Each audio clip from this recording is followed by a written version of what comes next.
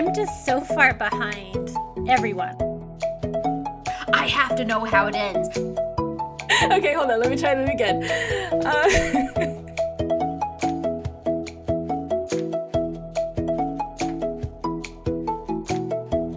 Hi, welcome back to the Reading Queens podcast. We are here finally recording a new episode, and just be warned, I have no idea what I'm doing all over again, so this is gonna be a mess. Please enjoy it. When you take a break. I know. It was much needed break, okay? But we did miss this. I missed this. I don't know about the ladies, but I missed this. This is fun for me, and it forces me to read books off my TBR. So, hey. Anyway, I'm Valia. I am your host that you cannot get rid of because I am here every episode. But today we have two ladies with us. Girls, want to say hello? Hi, I'm Joanna. And I'm Tess. Yes, so we're going to talk about books that we read over the summer. I had a pretty reading-filled summer, actually, which was very surprising to me because I feel like I don't read as much during the summer for some reason, but this year I did. We have a favorite. Each one of us will talk about a book, but let's catch up first. Tell the listeners what you've been up to, Joanna. Go for it. My daughter, my youngest, is now, goes to full-time school. Ooh. She is 6 and she is in first grade and she's full-time school, so my life is totally different. Yeah. And I'm trying to figure it out because I've had a kid home for like 10 years. All the time. Yeah. Or, half the time. Last year it was half the time because she was half-day school. So yeah, I'm just trying to figure out my new normal. I've had people ask me, like, if I'm bored. I'm like, no. I have way too much to do, and now I'm just writing more, which is great. Yay! So. Yeah, that's cool. Did you guys do any vacations this summer? Yeah, we did a few. We went up to Bear Lake a couple of times. Oh, right, yeah. Our favorite spot. And we went up to Island Park up in Idaho. I don't know what that is. It's near Yellowstone. Oh, okay. It's like Ooh. 20 minutes away from Yellowstone. So we did some kayaking. Ooh, that sounds fun. Which, one of my favorite things. Yeah, like my favorite things are being on or around water. Yeah. So being in a kayak, I love it. Sitting on a beach reading a book, I love it. Like, Are you a water those are my happy sign? places. I don't know. I'm a Scorpio. Oh, you're like me. We're water signs. Okay, We I love didn't the know water, that. so. That is why. I love the water. We have some friends that have a boat, and they invited us to go with them a few times to the lakes. And we would just stop in the middle of the lake and just jump out. And I'm like, this is my happy place, just being in the Sounds middle so cool. of the lake, swimming around with my kids and my dog. And Oh. That's cool. Oh, yeah, your puppy is big now, I bet. she is. You'll have to post pictures. I will. She is bigger than my daughter. Oh my goodness. Yeah. She's only 5 months, so she is still like all puppy. But we're starting training with her today. So Oh, nice. hopefully there won't be so many like jumping on my daughter and knocking her over Oh my because gosh. she's so much bigger. But it's been good for her because she used to be terrified of dogs, any dog, like tiny dogs, big dogs. But now she just goes up to all of them and just loves on them and doesn't. She just like laughs if they knock her over. So Oh. That's cute. it's been really fun to watch. With How that. cute. That's really It's fun. like having a fourth kid. Yeah. But, That's cool. It's funny that you say that. Like, I love being around water, but I'm an earth sign, so I just... It's probably because you have too much earth in your, like, you've got a In lot my of earth state. and fire in your surroundings, Yeah. so you're like, I need water to, like, counteract that. Oh, definitely true. Last night we had a storm, right? Arizona storms are really fast, okay? It rains for like 20 minutes and then it's done. But last night, I honestly thought that something was going to come through our glass doors because it's like a whole wall of them. and it was so windy. Stuff was flying everywhere, and the rain was so bad. It was like echoing off the house because it kept changing directions. So it was like hitting us from both sides. And my poor cat was terrified. She's been jumping even this morning because she's just like, I don't know what's going on. But it was like super, and every time it rains, I have to go outside, right? So my parents are like, yeah, no, you're not going anywhere because it'll take you with you. Like the wind will take you. And then we like lost our umbrella and we couldn't find it, and we couldn't go out there to look for it. No. It's in our pool. Like it snapped where it was standing up, and it's in the pool. But yeah, I was like, so every time it rains, I get so happy, and I just like want to go lay outside in the puddle. Like it's it's hilarious. But anyway, that's the only water I've gotten this year, except for the pool that we have. Like we didn't go anywhere. Anyway, Tess, how was your summer? It was really good. I feel like I didn't really do much. I've just been working a lot on I just had 2 book releases to work on. I had my 4th book in my Entangled with Fae series come out in August, which is called A Taste of Poison. It's a Snow White retelling. So a lot of my summer was just revolved around getting that ready, meeting deadlines, and then I had another book to work on like right after that. And that one comes out on September 23rd. So it's like 2 back-to-back releases. This next one was a novella, but I still had to meet deadlines for that. So it's just been like a lot of work all summer. But then I finally, the last couple weeks, I've been able to just like kind of relax. So I have been reading a lot because I did not read a lot over most of the summer because of all the busy in my writing life that I've been. But then all of a sudden I had like a couple weeks, maybe it was like, it might even be like 2 or 3 weeks where I was just like reading back to back, like so many books, and I was reading fast and getting through a bunch, and I felt like so productive. And I have slowed down again because I'm once again gearing back up to write another book. But yeah, it felt really nice to read so many books. Other than that, I've just gotten into a lot of anime, which is not uncommon for me to say on this podcast. So yeah, that hasn't changed.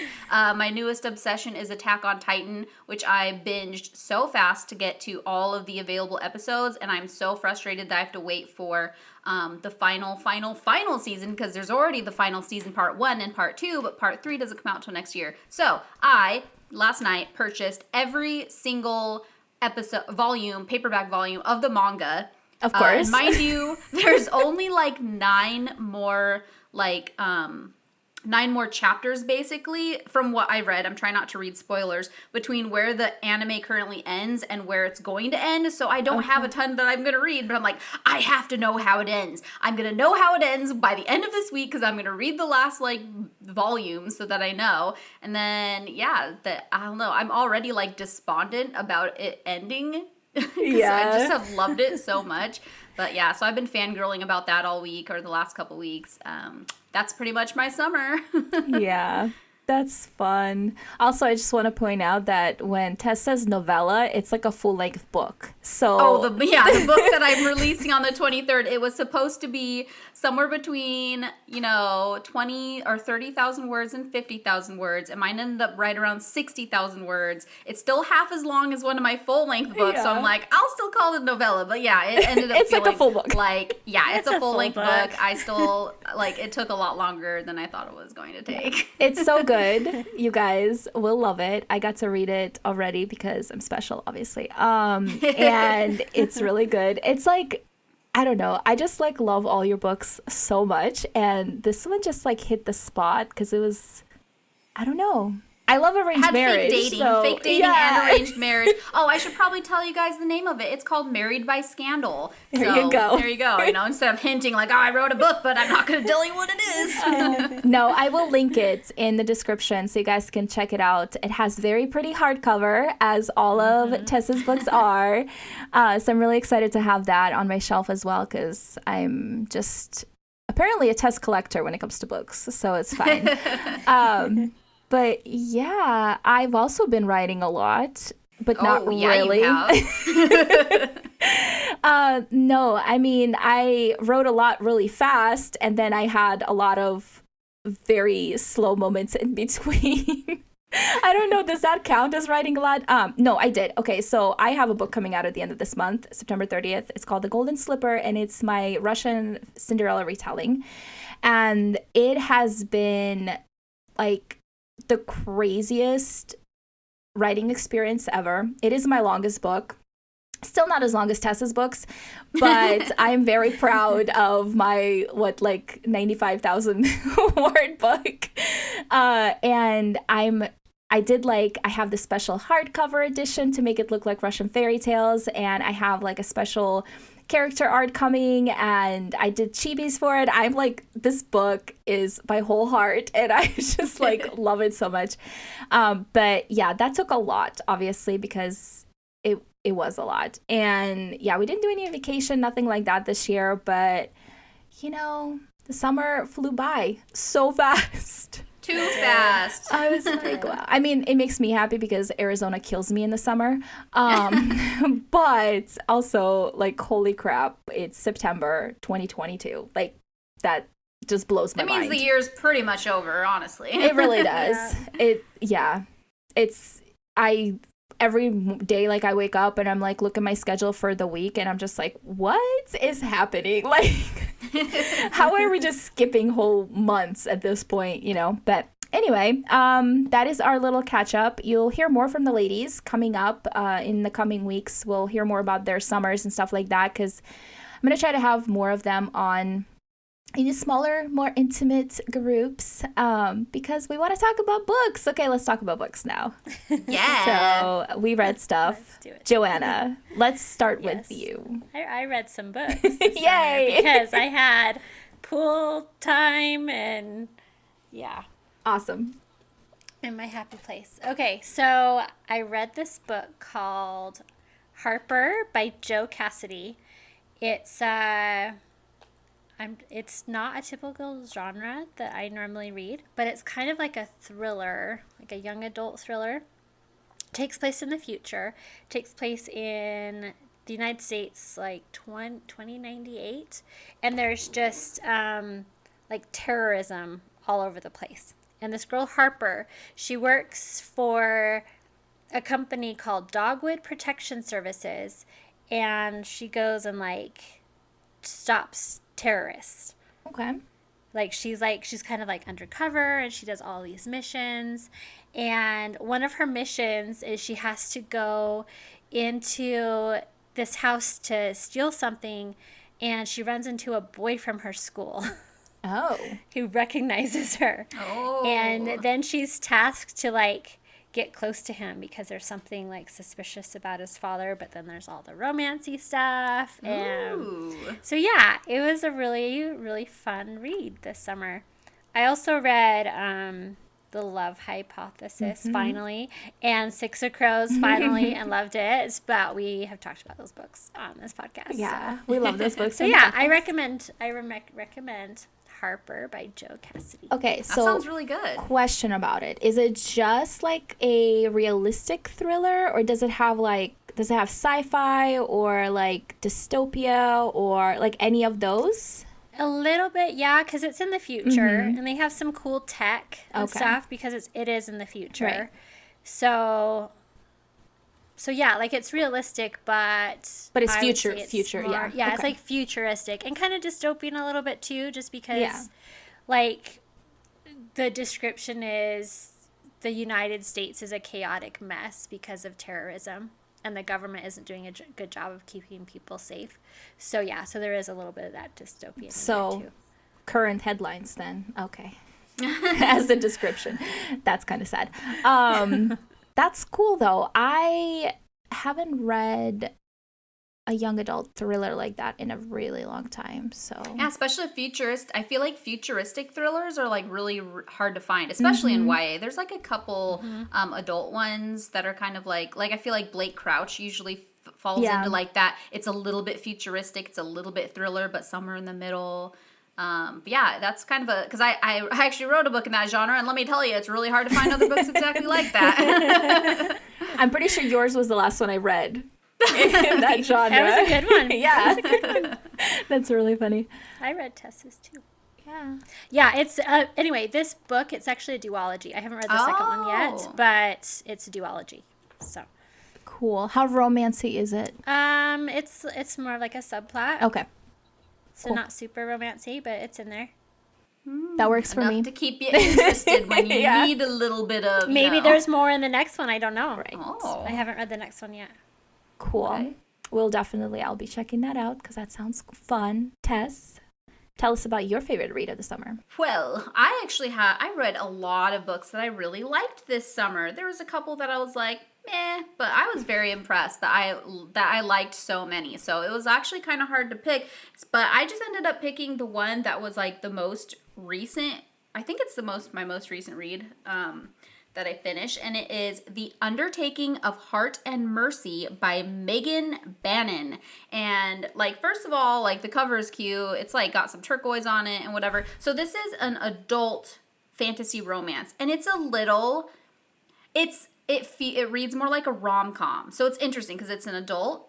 It has more of a rom-com feel than a fantasy feel, but it's definitely fantasy. And so it's like it falls into this like weird genre because it's not like exactly fantasy romance. There's not like a bunch of like epic stuff, and there's a lot of like slice of life feelings to it. So it kind of has that like cozy vibe. It does get steamy. I wouldn't say it's like super, super spicy, but it does get steamy as like the average adult rom-com would. But okay, this quote, which is from Helen, I don't remember how to pronounce her last name, Huang, who wrote The Kiss Quotient. Her quote for this book, and this is what made me be like, okay, I'm reading this right now, is a uniquely charming mixture of whimsy and the macabre that completely won me over. If you ever wished for an adult romance that felt like Howl's Moving Castle, this is a book. And I was like, yes, Howl's Moving Castle, but an adult romance? That sounds fantastic. And it is like, that's a good way to explain it. It's not as like the world building. It's a secondary world. It's kind of weird. I honestly was a little bit confused because there's some modern technology. The clothing is modern, but it also has like this like old timey feel. There's a little bit of like manners involved, like a fantasy of manners would. Yeah, the world building's super cool. There's a little bit of like it involves these like creatures that are kind of like zombies, but not really. And like the scary aspects of it is not the main part of the plot. But yeah, there is like this guy like has to go and like kill some zombies to keep the place safe or whatever. Yeah, I'm explaining this real bad. But anyways, all I gotta say, it's cute. There's these like, okay, so this, I gotta tell you this. It's so cute. It's not a spoiler. It's just adorable. It'll make you want to read it. But there's these like these magical like postal officers, but they're animals. Okay. One of them is a rabbit, I think, and the other one's an owl. But they're really surly, and so there's some swearing in here, but it's like, it was I had to explain it to my husband as like, it felt like because there is some like crass humor and some banter, it was like if Jay Kristoff wrote a wholesome rom-com. Like somewhere in the middle it meets, where there's like this banter, there's some crass humor, but then it's also very sweet and there's a romance, and it's gonna stress you out toward the end. I'm gonna tell you this, it's gonna stress you out and you're probably gonna cry. But you also wanna know this because you know that I have to tell you guys if things are happy endings or not, and there is a happy ending. I'm sorry if I spilled that for you and you like thinking that your heart's about to get crushed open and you're about to hate your life and throw a book, because I almost did that with this book. But I'm sorry. I just have to tell you and save your emotions. But yeah, it's still going to make you cry. I know. I want to read that so bad. I'm so excited that you loved it. Sounds awesome. Yeah, it was so good. I know. I was like, I want to read this. And Tess like, I think I'm going to read this next. I'm like, yes, tell me if it's worth it. That sounds so good. And I feel like that would that fit like a cozy October read? Like, I feel like with the zombies and the magic. I think it did. Yeah. Okay. It had like the magic feel, and yeah, the like, then they're not called zombies, they're called something else. They're but they are reanimated corpses. But yeah, it's like not a big part of it. So it's funny because there's so much slice of life where they're like, you know, she's working, and it's a dual POV. So there's like the main female character, and the main male character. And I also really like that the main male character is like, he's kind of a surly, grumpy character. And it's not Grumpy Sunshine, because she's also surly and grumpy. And it totally worked for me. It was really good. But he's not like your average like super hot alpha hero. He's very tall. He's a like explained as like 6'9" or something. Oh my. So he's very tall. He's like he's got some immortal blood somewhere in there, but I'm not going to explain too much of it. You just got to read it. But anyways, he's not like that like super strong, confident alpha male. He has a lot of like self-confidence issues. So it was really interesting to read that without him being like annoying and whiny, you know? I think that's a really hard line to like straddle, where you're trying to present a wounded, flawed male character who's not like this alpha, like macho, but also make him hot, you know? Yeah. It's because it's hard. That's kind of sometimes that does not work out well when writers like try to present that. But you know what? This one worked for me. I loved it. That makes me so happy. Sounds great. And I want to read it immediately, but I can't. The problems of TBRs. No, I had the opposite experience of all my reading this year. I've complained to the ladies about this already, but I feel like every book I read was just not a win for me. Which happens sometimes. And the thing is, I love about reading is that a book that I might hate, somebody else will love. You know what I mean? So it's like, I'm not gonna bash these books publicly, just in private. Only in your heart. Yeah. But it's one of those weird things. But the one book that completely and totally stood out in my head from the summer was This Vicious Grace by Emily Thied. If I'm pronouncing that at all correctly, sorry if not.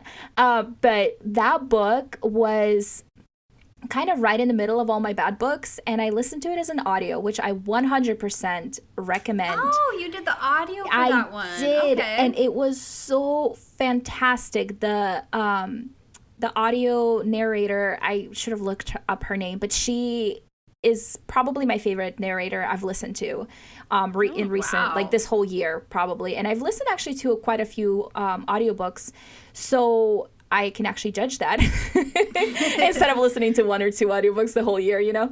But I've listened to at least 5, so that's a lot for me. But no, the whole narration was just really good. But anyway, so the book also feels like a rom-com.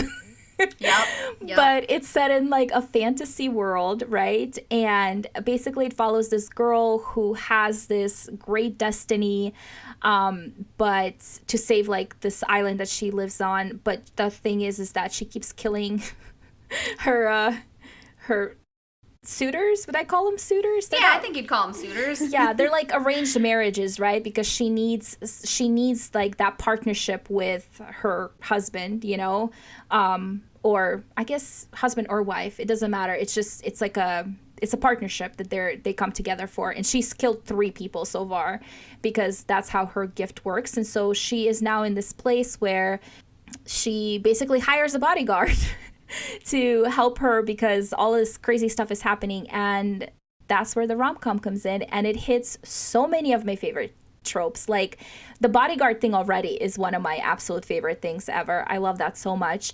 And I loved the dynamic between the 2 main characters a lot.